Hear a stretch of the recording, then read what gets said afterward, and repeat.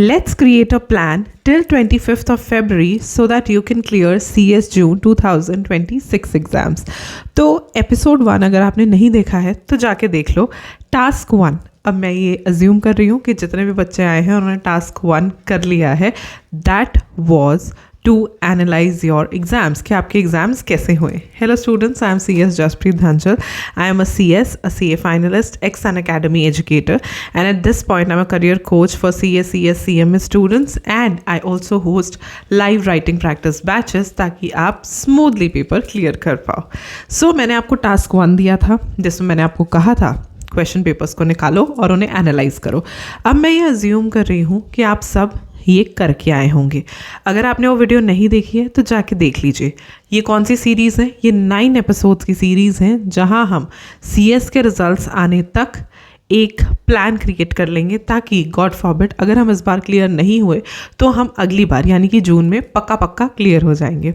सो अब आपने एनालाइज कर लिया होगा, देख लिया होगा।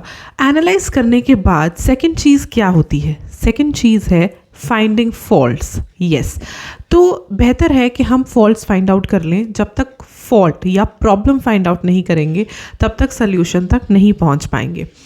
एनालिसिस करने के बाद आपको ये तो पता चल गया होगा कि आप पास होगे या फेल होगे।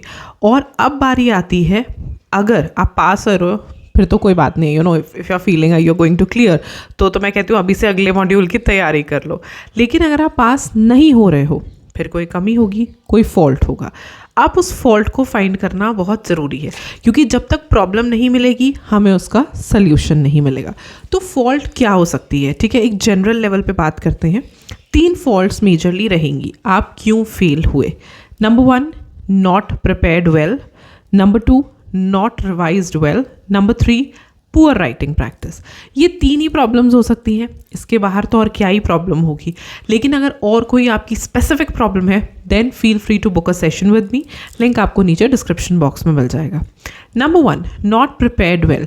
नॉट प्रिपेयर्ड वेल के भी बहुत सारी कैटेगरीज होती हैं, जैसे कि अगर आपने अच्छे से नहीं पढ़ा, इट कुड बी नंबर 1 आपने 100% सिलेबस पूरा ही नहीं किया। तो इमेजिन ये कर रही हूँ मैं कि आप 60 to 70% सिलेबस ही पूरा करके गए। क्योंकि आपने 100% सिलेबस ही नहीं किया तो पूरा पेपर आपको आ ही नहीं सकता, और हो सकता है जितना आता था उसमें से भी बहुत डिफिकल्ट क्वेश्चन आए। तो that was a problem. Number 2, no conceptual clarity. बहुत सारे बच्चे क्लासेस तो ले लेते हैं, तैयारी तो कर लेते हैं, पर उनके कॉन्सेप्ट्स बिल्कुल भी क्लियर नहीं होते। तो अगर आपके कॉन्सेप्ट्स ही क्लियर नहीं हैं तो CS जैसा एग्ज़ाम आप नहीं क्लियर कर सकते। आपको आंसर्स नहीं लिख पाओगे क्योंकि आपको क्वेश्चन ही समझ नहीं आएगा। Number 3, no application of concepts. अब बहुत सारे बच्चे ऐसे होते हैं जिन्हें कॉन्सेप्ट तो समझ आ गया बट उसे अप्लाई करना उन्हें अभी भी नहीं आता because they don't know. Question आपको ऐसे नहीं पूछा जाएगा what is this, what is that. Question आपको केस स्टडी फॉर्म में आएगा और केस स्टडी फॉर्म में उस कॉन्सेप्ट को कैसे अप्लाई करना है वो आपको नहीं आता। ये 3 मेजर कैटेगरीज हैं। अगर आप इन तीनों में से किसी में भी फॉल करते हो that means you have not prepared well. ये आपकी गलती है। Number 2, not revised well. उसका मतलब ये है कि आपने हार्डली एक बार मुश्किल से क्लासेस ख़त्म की, एक आधी बार रिवीजन करी और जाके पेपर में बैठ गए। मेमोरी है, ह्यूमन मेमोरी है। अनटिल अनलेस आपका IQ लेवल बहुत ज़्यादा अच्छा है आप भूल जाओगे, और जब आप भूल जाओगे ऑफकोर्स आप आंसर क्या ही लिखोगे। 2 चीज़ें होती हैं, एक होता है मेमोरी टोटली फेड हो जाती है, एक होता है कन्फ्यूजन होनी शुरू हो जाती है बिकॉज आपने प्रॉपर्ली उसे रिवाइज नहीं किया।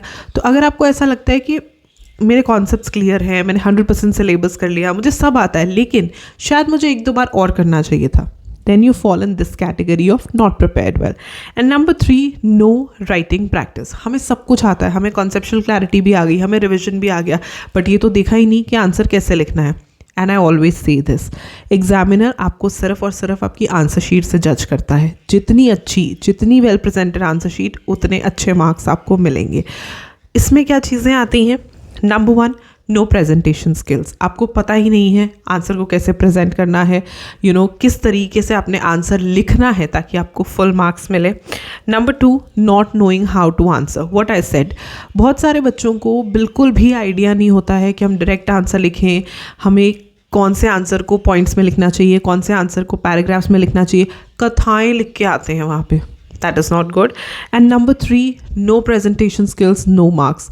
प्रेजेंटेशन एक ऐसी चीज़ है जो आपके बहुत सारे मार्क्स होल्ड करती है और इम्प्रेशन होल्ड करती है, and if it is not good you will not get marks. अगर आप राइटिंग प्रैक्टिस में स्ट्रगल करते हो then I also host live writing practice batches. अगला बैच स्टार्ट होगा 9 मार्च को CS एग्जीक्यूटिव स्टूडेंट्स के लिए. तो मेक श्योर अगर आपको उस बैच में एनरोलमेंट करानी है तो नीचे दिए हुए मेरे मेल ID पे आप मुझे मेल कर दीजिएगा. I will revert the mail to you. और 9 मार्च से नया बैच स्टार्ट हो जाएगा.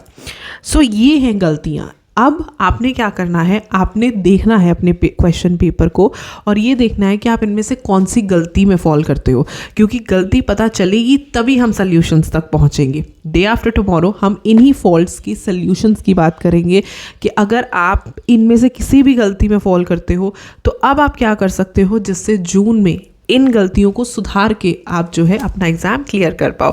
आई होप ये टास्क नंबर 2 आप ज़रूर पूरा करोगे.